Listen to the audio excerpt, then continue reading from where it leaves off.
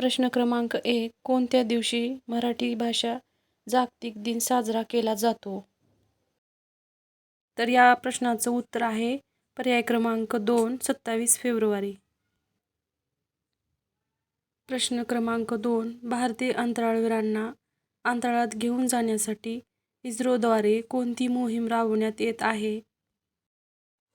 तर या प्रश्नाचं उत्तर आहे पर्याय क्रमांक 1, गगनयान. प्रश्न क्रमांक 3. सन 2011 सालची जनगणनेनुसार महाराष्ट्रात सर्वात कमी लोकसंख्येची घनता कोणत्या जिल्ह्यात आहे? तर या प्रश्नाचं उत्तर आहे पर्याय क्रमांक 4, गडचिरोली. प्रश्न क्रमांक 4. भारताच्या राष्ट्रीय गुंतवणूक आयोगाचे पहिले अध्यक्ष कोण आहेत? तर या प्रश्नाचं उत्तर आहे पर्याय क्रमांक 3, रतन टाटा.